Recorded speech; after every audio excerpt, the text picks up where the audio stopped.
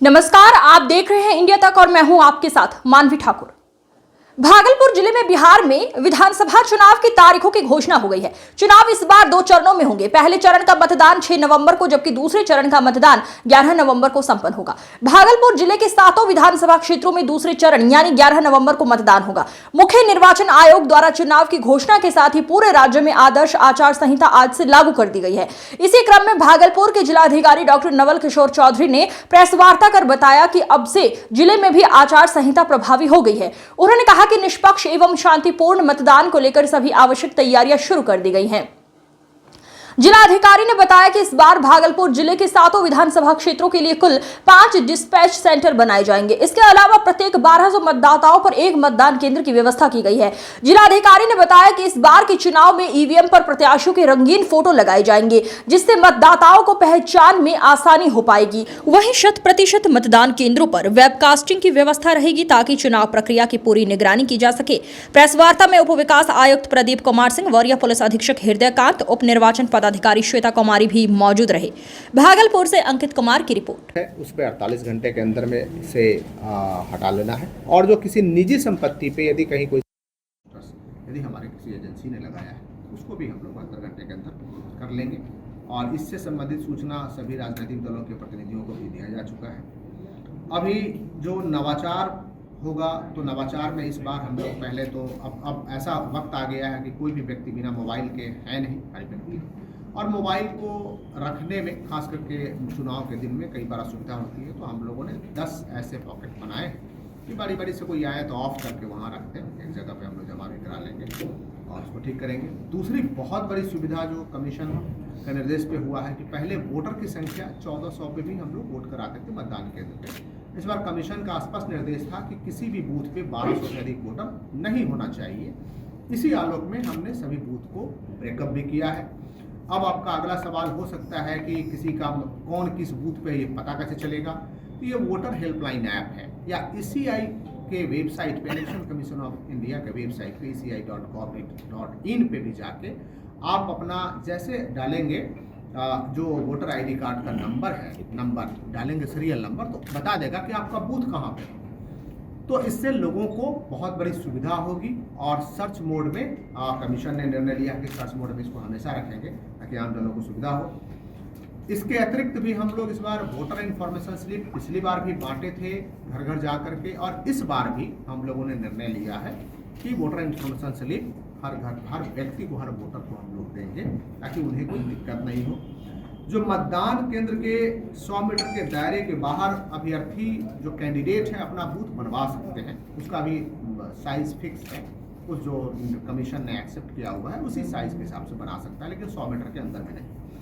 जो EVM ballot paper है उस पर जो अभ्यर्थी है उसका रंगीन कलर्ड फोटो रहेगा ताकि जो कैंडिडेट जब वोटर वोट देने जाएं तो उनको कोई असुविधा नहीं हो। फोटो पहचान करके भी वो वोट अपना दे सकते हैं, पार्टी के नाम जैसे जो भी करना है कर सकते हैं। वेबकास्टिंग जो कमीशन का है कि कुछ भी हो तो हम अपने कैमरे से हर कुछ हम देख सकें और हम गाइड कर सकें। तो वेबकास्टिंग की सुविधा पहले लगभग 50 to 60% बूथ पे रहता था, इस बार 100% बूथ पे हम लोग वेबकास्टिंग की सुविधा रखेंगे ताकि हमें नियंत्रण में और बेहतर समन्वय मिले। तो ये कई नवाचार कमीशन के द्वारा अभी किया जा रहा है। तो आप सबों को हम अवगत कराना चाहते हैं कि हम एक न्यूज पर हमारी नजर रहेगी और सच्ची अध्यक्षता में MCMC कमेटी गठित हुई है। आप अगर किसी गलत तथ्य के आधार पर समाचार प्रकाशित करते हैं, किसी प्रत्याशी के प्रति गलत ढंग से इन्फ्लुएंस उत्पन्न करने का प्रयास करते हैं तो इसके लिए IT एक्ट, BNS और RP एक्ट के विभिन्न धाराओं में बहुत सारे प्रावधान किए गए हैं, जिसको मैंने अभी आपके ITRD के ग्रुप में दिया भी है। जैसे कि IT एक्ट 2000 की धारा 67 है, 69 है, 79 है। तो इसमें है कि अगर आप किसी गलत इलेक्ट्रॉनिक मीडिया का प्रयोग करते हैं, किसी समाचार की ऐसा होता है तो फिर उसमें आपको दंड का प्रावधान है, आपको दंड दिया जाएगा। इसी तरह RP एक्ट 124 और 23B के तहत अगर जैसे कि 48 घंटे के बाद कोई गलत प्रोडिक्शन करते हैं एग्जिट पोल के संबंध में उसके पहले, तो उसके विरुद्ध भी आपको 6 महीने का दंड का प्रावधान है और कार्रवाई होगी। बीएनएस जो बना है उसमें बहुत सारे धारा है, जैसे फॉल्स स्टेटमेंट आप देते हैं तो उसके लिए धारा 175 के अंतर्गत कार्रवाई की जाएगी। अगर आप जन्म स्थान, निवास स्थान, भाषा के आधार पर विद्वेष फैलाने का प्रयास करते हैं तो धारा 196 के अंतर्गत कार्रवाई की जाएगी। उसमें 6 महीने का इम्प्रिजनमेंट का प्रावधान है। राष्ट्रीय एकता अखंडता को प्रभावित करने के वाली जो खबर आप प्रसारित करते हैं तो उसमें बीएनएस की धारा 197 है, उसके विरुद्ध आपके विरुद्ध कार्रवाई की जाएगी। उसी तरह से धार्मिक भावना को ठेस पहुंचाने के लिए गलत ढंग से किसी शब्द का उच्चारण मत आप करते हैं तो उसके लिए भी बीएनएस की धारा 302 के अंतर्गत आपके विरुद्ध कार्रवाई की जाएगी। बहुत सारे समाचार में झूठे दस्तावेज का प्रयोग किया जाता है, एआई के माध्यम से हम जानते हैं, उसके लिए बीएनएस की धारा 335 में दंड का प्रावधान किया गया है। झूठे इलेक्ट्रॉनिक रिकॉर्ड का प्रयोग अगर आप करते हैं तो बीएनएस की धारा 340(2) के तहत आपके विरुद्ध कार्रवाई की जाएगी। तो हम यही अनुरोध करेंगे कि चुनाव के दौरान आप इन सभी प्रावधान को देखते हुए बिल्कुल तथ्यात्मक और सही खबर प्रसारित करेंगे। पेड न्यूज पर भी हमारा ध्यान रहेगा। अगर पेड न्यूज पाया जाएगा तो 48 घंटे के अंदर संबंधित आरोप के माध्यम से वो नोटिस जारी किया जाएगा और उसको एक डीएबीटी रेट पर उसके पीआई को जोड़ा जाएगा। उस पर कि आज निर्वाचन आयोग द्वारा आदर्श आचार संहिता लागू हो गई है और शांतिपूर्वक स्वच्छ भय रहित वातावरण में नियमानुसार चुनाव करवाने के लिए हम लोग कटिबद्ध हैं।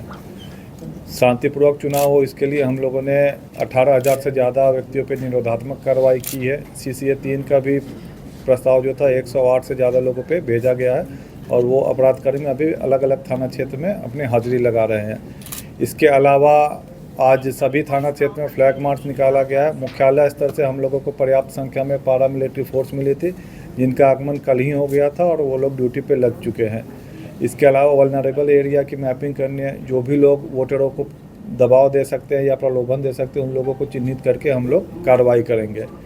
झारखंड राज्य की सीमा के साथ वर्ती जो ज़िले हैं उनके पुलिस अधीक्षक लोगों के साथ भी मीटिंग हुआ है और सीमा के से किसी भी प्रकार का मादक पदार्थ की तस्करी न हो उसके लिए भी वहाँ पे हम लोगों की स्टैटिक टीम भी वहाँ पे लगाई गई है जो कि वाहनों के आवागमन की जांच करेगी।